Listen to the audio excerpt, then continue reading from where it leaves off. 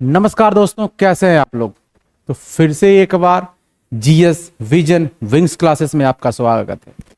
GS vision wings classes आप लोगों के लिए लाया है 70वीं बीपीएससी को पास करने का एक बेहतरीन मौका। यानी कि अगर आप 70वीं बीपीएससी की तैयारी कर रहे हैं तो आइए हमारे साथ ज्वाइन कीजिए जीएस विजन विंग्स क्लासेस।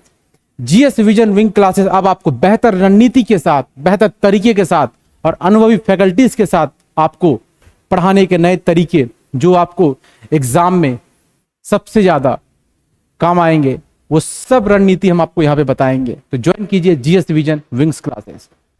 तो जीएस विजन विंग क्लासेस की सबसे खास बात यह है कि यहां पे हम देखते हैं सुनील सर जो 20 साल से पटना में रह रहे हैं और 20 साल से बच्चों को पढ़ा रहे हैं और इनका अनुभव बहुत जबरदस्त है। दूसरी चीज, मधुकर सर जो आपको ज्योग्राफी और साइंस जैसे सब्जेक्ट को पढ़ाएंगे और इनका पढ़ाने का तरीका थोड़ा डिफरेंट है। तो वहीं अगर मैं अपनी बात करूं तो मैं आपको इतिहास और अरसा जैसे सब्जेक्ट को मैं आपको पढ़ाऊंगा। जैसा कि आप हमारे यहां से पढ़ना ही नहीं बल्कि हम आपको हर वो चीज सिखाएंगे जो आपके एग्जाम से संबंधित है, कि आंसर राइटिंग कैसे करना है, पीटी के क्वेश्चंस को सॉल्व कैसे करना है, या किस प्रकार आप पीटी के क्वेश्चंस को खुद बना सकते हैं। तो ये सारा चीज हम अपने बैच में देखते हैं, फाउंडेशन कोर्स में देखते हैं, टारगेट बैच में देखते हैं। तो ज्वाइन कीजिए जीएस विजन विंग क्लासेस। तो आइए अब हम शुरू करते हैं एक ऐसी श्रृंखला, यानी कि हम इतिहास के प्रीवियस ईयर्स में जो क्वेश्चंस पूछे गए हैं, लेकिन हर कोई प्रीवियस ईयर पेपर करा रहा है, हर जगह ये तैयारी चल रहा है, लेकिन प्रीवियस ईयर पेपर के संदर्भ में जो सबसे महत्वपूर्ण जानकारी है वो आपको पता नहीं है कि हम सब प्रीवियस ईयर पेपर क्वेश्चन को सॉल्व करते हैं। यहां पे बैठा हर एक आदमी प्रीवियस ईयर क्वेश्चन को बनाता है, लेकिन प्रीवियस ईयर क्वेश्चन बनाने के बाद भी हमारा रिजल्ट क्यों नहीं होता? रीजन यही है ना कि हम सिर्फ क्वेश्चंस को देखते हैं, हमारा सही हो गया, हम आगे बढ़ जाते हैं। ऐसा नहीं करना है। क्वेश्चंस को थोड़ा पढ़िए और थोड़ा सा ठहराव लाइए और समझिए कि इससे और क्या क्वेश्चंस बन सकता है। तो यानी कि हम क्वेश्चन से, आंसर से दूसरा क्वेश्चन बनाएंगे कि हमारे पास जो आंसर आया है उस आंसर से हम दूसरा क्वेश्चन कैसे क्रिएट कर सकते हैं। तो हम इस चीज को यहां पे सॉल्व करेंगे। तो आइए हम देखते हैं हमारा पहला क्वेश्चन कि व्यापार के लिए भारत में आने वाले यूरोपियन लोगों में प्रथम कौन थे। जैसा कि आपको पता है कि यूरोप से कुछ कंट्री यानी कुछ देश व्यापार के लिए निकलते हैं और भारत पहुंचते हैं। हम ये पढ़ते हैं कि पहली कंपनी कौन है, तो पुर्तगाल, दूसरा डच, तीसरा ब्रिटिश, चौथा डेनिश और लास्ट में हम फ्रांस को देखते हैं। तो एक बात तो हमारा तय है कि व्यापार के लिए भारत में आने वाला जो यूरोपियन लोग जो प्रथम कहां के हैं, पुर्तगाली के हैं, यानी पुर्तगाल से। और पुर्तगाल के बाद कौन आ रहा है, यानी कि यूरोप से आने वाला पहली कंपनी कहां से है, ये पहला है, दूसरा डच, तीसरा ब्रिटिश और चौथा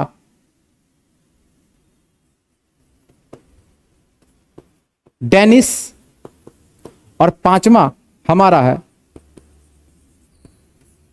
फ्रांसीसी। यानी कि यूरोप से आने वाला जो पहला देश है वो पुर्तगीज है, यानी कि पुर्तगाल, दूसरा डच है, तीसरा ब्रिटिश है, चौथा हमारा डेनिश है और लास्ट हमारा फ्रांस। और क्या देखते हैं कि यूरोप से जो कंपनियां आ रही है, कुछ फैक्ट्री, कुछ दुर्ग का स्थापना कर रहा है। यानी कि पुर्तगालियों ने अपना पहला दुर्ग कहां बनाया था, तो हम पढ़ते हैं कोचिन, कि पुर्तगालियों ने अपना पहला दुर्ग का स्थापना कहां किया, पहली फैक्ट्री का स्थापना कहां किया, प्रमुख फैक्ट्री का स्थापना कहां किया, तो कोचिन।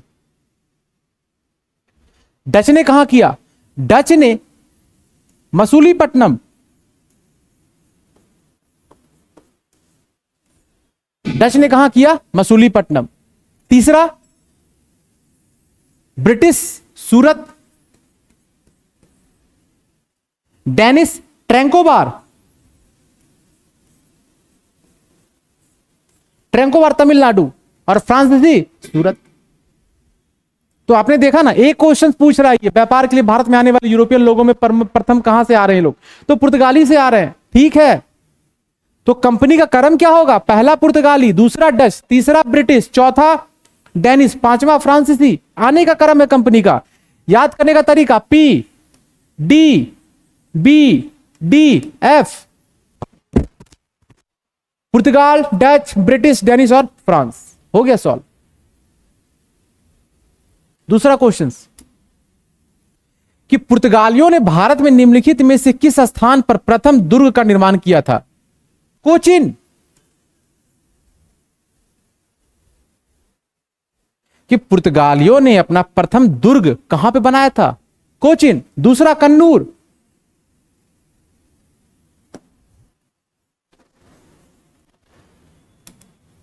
यानी पुर्तगालियों का पहला दुर्ग कोचिन। तो पुर्तगालियों का दूसरा दुर्ग कन्नूर। ठीक है, तो यानी कि पहला दुर्ग कोचिन, दूसरा दुर्ग कन्नूर। याद रखेगा, क्वेश्चन ऐसे पूछेगा कि पुर्तगालियों ने अपना दूसरा दुर्ग कहां पे बनाया? कन्नूर में बनाया। नेक्स्ट कि 1510 में किसने बीजापुर के सुल्तान से गोवा पर कब्जा कर लिया? 1510 में किसने बीजापुर के सुल्तान से गोवा पर कब्जा कर लिया? तो हमें पता है कौन? अल्बुकर्क। अल्बुकर्क ने गोवा पर कब्जा कर लिया। दूसरी चीज, अभी अल्बुकर्क कौन है? तो जब हम पुर्तगालियों के संदर्भ में पढ़ते हैं तो पुर्तगालियों में हम यह देखते हैं कि ये लोग व्यापार करने के लिए भारत में आते हैं, लेकिन लालसा बढ़ जाने के कारण, लालच बढ़ जाने के कारण अब ये यहां पर व्यापारिक नीति के स्थान पर राजनीतिक नीति को स्थापित करेंगे। और यही राजनीतिक स्थिति में हम क्या देखते हैं? कुछ लोगों को नियुक्त किया जाता है वायसराय के रूप में। कुछ लोगों को यहां पे नियुक्त किया जाएगा वायसराय के रूप में।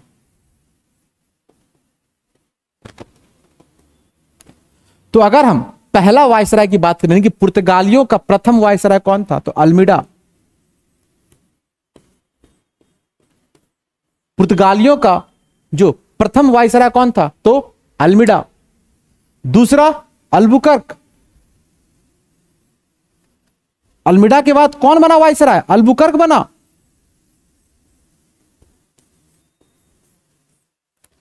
यह पहला है। और दूसरा वायसराय अल्बुकर्क। तीसरा वायसराय कौन बना? निनो डी कूना।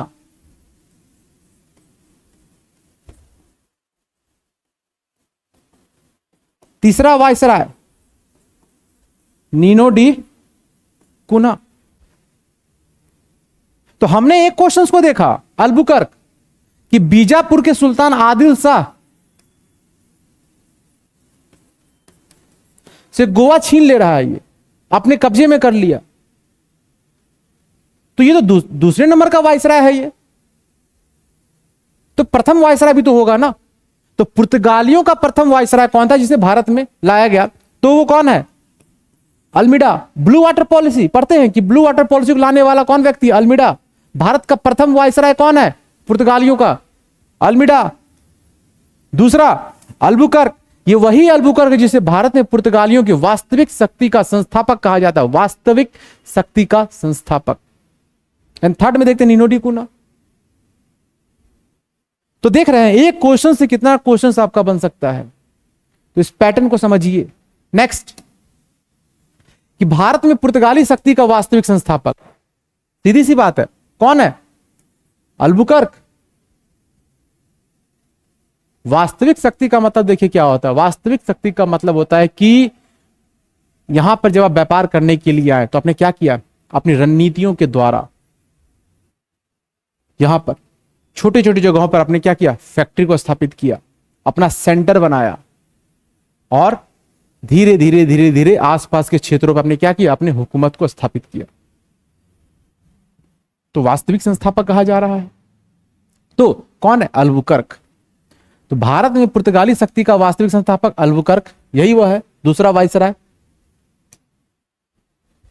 बंगाल निम्नलिखित यानी कि बंगाल की निम्नलिखित फैक्ट्री में से एक जो पुर्तगालियों के द्वारा स्थापित की गई थी, कौन सी थी? चिंसुरा। चिंसुरा जो बंगाल में बनाया गया वो किसके द्वारा? पुर्तगालियों के द्वारा। ठीक है, नेक्स्ट। वास्को द गामा एक शहर है जिसका वास्को दी गामा के नाम पर रखा गया है। वास्को डी गामा पता ही है, 1498।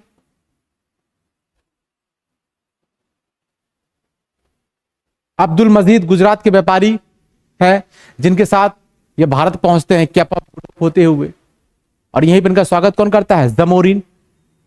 मसालों को लेकर के जाता है यहां से और वहां 60 गुना प्रॉफिट कमाता है, और इसी को देखकर सारी कंपनियां आती है। यानी ये अंकल बहुत डेंजर थे। वास्को अंकल मसाला लिए जाके यूरोप में बेचे। हो गया कहानी, यहीं से स्टार्ट हो गया।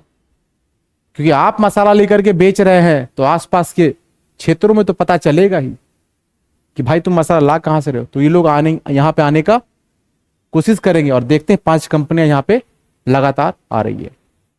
नेक्स्ट, पुर्तगाली उपनिवेश का प्रथम वायसराय। पुर्तगाली उपनिवेश का प्रथम वायसराय अभी बताए हैं आपको, अल्मीडा।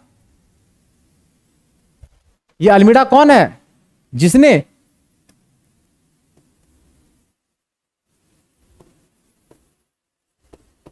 ब्लू वाटर पॉलिसी को लाया, जिसको हम शांत जल नीति भी कहते हैं।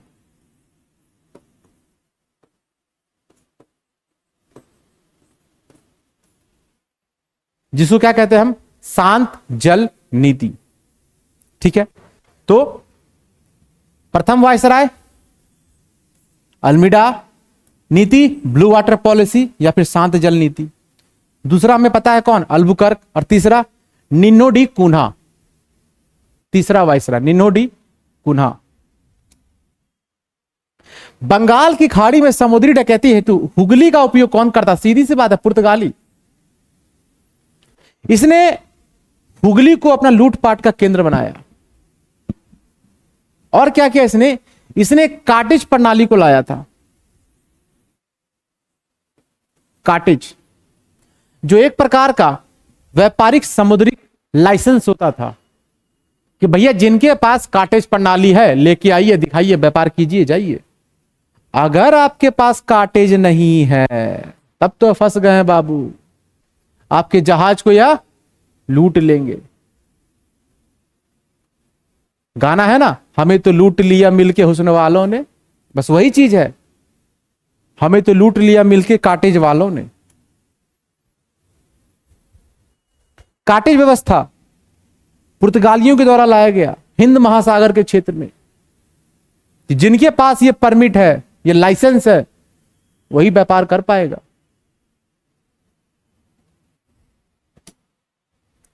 निम्नलिखित में से वह दुर्ग यानी कि निम्नलिखित में से वह पुर्तगाली गवर्नर कौन था जिसने भारत में साम्राज्यवाद की नीति को शुरू किया? अल्बुकर्क। क्योंकि जब आप इसको वास्तविक संस्थापक कहते हैं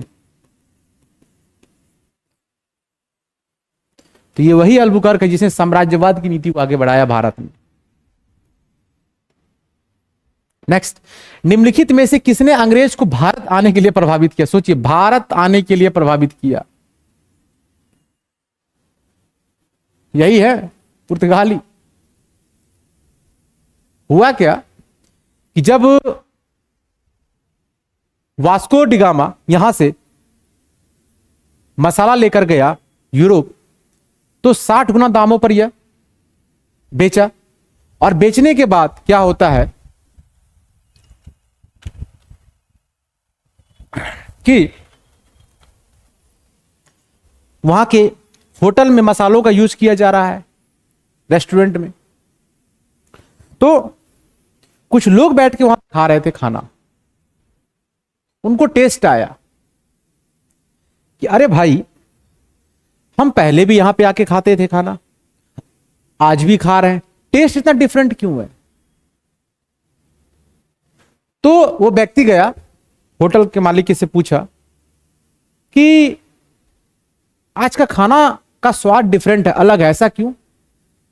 तो होटल वाला कहता है कि हम नया मसाला यूज कर रहे हैं। बोला अच्छा, तो कौन लाया ये मसाला, कहां से लिया आप? बोला एक नाविक है वास्को डिगामा, एक अंकल है जो भारत से मसाला लेकर के आए हैं। भारत से मसाला लेकर के आए इतनी दूर से? हाँ, और उसी मसालों को हम उपयोग कर रहे हैं। अब यह खबर कहां जाएगा? आसपास के देशों में, आसपास के क्षेत्रों में। और यही बात अलग अलग कंपनी जब पता चलेगा तो लोग एंटर करेंगे भारत में, और भारत को उपनिवेश बना लिया जाएगा। किसके द्वारा? ब्रिटिश के द्वारा, यानी कि अंग्रेजी सरकार के द्वारा। तो ठीक है, तो किसने प्रभावित किया? पुर्तगालियों ने प्रभावित किया। ब्रिटिश ईस्ट इंडिया कंपनी का पूर्व व्यापार करने का अधिकार किसने दिया था? तो रानी एलिजाबेथ प्रथम ने। ठीक है, रानी एलिजाबेथ प्रथम ने। नेक्स्ट, लंदन में ब्रिटिश ईस्ट इंडिया कंपनी 1556 से लेकर 1605 के गठन के समय भारत में निम्नलिखित में से कौन बादशाह था? यानी बोल रहा है कि लंदन में जब ब्रिटिश ईस्ट इंडिया कंपनी का स्थापना हुआ तो उस समय भारत में बादशाह कौन था? तो याद कीजिए 1556। कुछ याद आ रहा होगा आपको, पानीपत का दूसरा युद्ध। तो कौन है पानीपत के दूसरे युद्ध में? अकबर। नहीं भी पता, टाइमलाइन को देखिए ना, टाइमलाइन किसका चल रहा है? तो अकबर। नेक्स्ट, निम्नलिखित यूरोपियन व्यापारिक कंपनियों में से किसने सूरत में सर्वप्रथम कारखाना स्थापित किया? कौन है? अंग्रेज। तो सूरत में सर्वप्रथम कारखाना किसने स्थापित किया था? तो अंग्रेज। और फिर इसी सूरत में फ्रांसीसी भी आते हैं। इसी सूरत में फ्रांसीसी को भी हम देखते हैं। ठीक है, ये सूरत बहुत इंपॉर्टेंट है, हम आगे पढ़ेंगे इस चीज के बारे में। मराठा में पढ़ रहे होते सूरत की संधि होता है। ठीक है, नेक्स्ट, कि ब्रिटिश ने दक्षिण भारत में 1611 में सर्वप्रथम अपना कारखाना कहां स्थापित किया था? मसूलीपट्टनम। देखिए दो क्वेश्चन बनेगा कि ब्रिटिश ने भारत में सर्वप्रथम अपना दुर्ग या कारखाना कहां स्थापित किया था? ब्रिटिश ने भारत में पहला कारखाना तो हम बोलते हैं कहां स्थापित किया था? सूरत। लेकिन जैसे ही दक्षिण भारत आएगा तो नाम मसूली पट्टनम। कि ब्रिटिश ने यानी कि अंग्रेजों ने दक्षिण भारत में अपना फैक्ट्री कहां स्थापित किया था? तो मसूलीपट्टनम। पहला दक्षिण भारत में पहली फैक्ट्री कहां स्थापित किया? तो मसूलीपट्टनम। किसने कलकत्ता का स्थान यानी किसने कलकत्ता का स्थापना किया था? कलकत्ता का स्थापना किसने किया था? तो कलकत्ता का स्थापना जॉब चरनॉक ने किया था। तो देखिए आज का जो आप कोलकाता देख रहे हैं, आज का जो आप कोलकाता देख रहे हैं, पहले यह कलकत्ता जिसका स्थापना जॉब चरनॉक करता है, और कलकत्ता का जो स्थापना होता है 3 जगहों को मिला करके। सबसे पहले सूता नदी, गोविंदपुर एंड लास्ट कालीकट।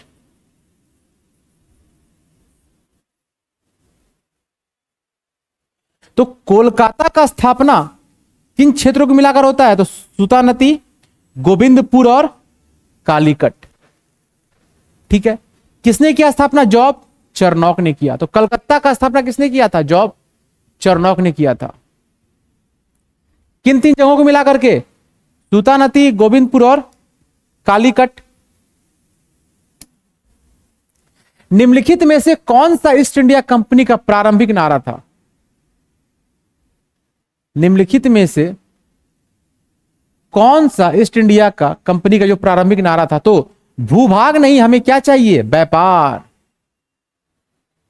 हाँ, निम्नलिखित में से ईस्ट इंडिया कंपनी यानी कि ब्रिटिश का नारा क्या था? कि भैया हमें जमीन नहीं चाहिए, हमें व्यापार चाहिए, हम बिजनेस करने के लिए आए, बिजनेसमैन है। और यही बिजनेसमैन अब भारत के ऊपर क्या करेगा? शासन करेगा। सोचिए, आया था व्यापार करने, गुलाम बना दिया। नेक्स्ट, किस मुगल सम्राट के काल में इंग्लिश ईस्ट इंडिया कंपनी ने भारत में सर्वप्रथम कारखाना स्थापित किया था? तो Jahangir. Easy question, IAS pre में पूछा गया क्वेश्चन भी, कि किस मुगल सम्राट के काल में इंग्लिश ईस्ट इंडिया कंपनी ने भारत में सर्वप्रथम कारखाना स्थापित किया था? किसके समय में? तो जहांगीर के समय में किया गया था। अंग्रेजों के द्वारा कलकत्ता में निर्मित दुर्ग का क्या नाम था? Fort William. अंग्रेजों के द्वारा कलकत्ता में निर्मित दुर्ग का क्या नाम था? तो फोर्ट विलियम। निम्नलिखित में से किस अंग्रेज अधिकारियों ने पुर्तगाली के स्वाली के स्थान पर हराया था? मतलब निम्नलिखित में से किस अंग्रेज अधिकारी ने पुर्तगालियों को स्वाली के स्थान पर हराया था? तो थॉमस बेस्ट। तो याद रखिएगा, स्वाली का युद्ध में थॉमस बेस्ट इसको लीड कर रहा था। ये गुजरात के पास एक स्थान है, वहीं पे स्वाली का युद्ध हुआ था। तो निम्नलिखित में से किस अंग्रेज अधिकारियों ने पुर्तगालियों को स्वाली के स्थान पर हराया था? तो थॉमस बेस्ट। अंग्रेजों द्वारा कलकत्ता में निर्मित दुर्ग का क्या नाम था? वही है, फोर्ट विलियम। अंग्रेजों द्वारा कलकत्ता में निर्मित दुर्ग का क्या नाम था? Fort William. नेक्स्ट, निम्नलिखित में से किस अंग्रेज अधिकारी ने पुर्तगाली को स्वाली के स्थान पर हराया था? Thomas best. लगता है क्वेश्चन हमारा रिपीट हो गया है क्या? फिर कोलकाता किन स्थानों के मिश्रण से बना है? कोलकाता किन स्थानों के मिश्रण से बना? हम पढ़े हैं, सूतानदी, कालीकट और गोविंदपुर। सूतानदी, कालीकट और गोविंदपुर। और इस प्रकार हमने हिस्ट्री के कुछ प्रीवियस ईयर क्वेश्चन को हमने देखा और किस प्रकार क्वेश्चन को बना सकते हैं हमने ये देखा। तो मिलते हैं अगले क्लास में। धन्यवाद।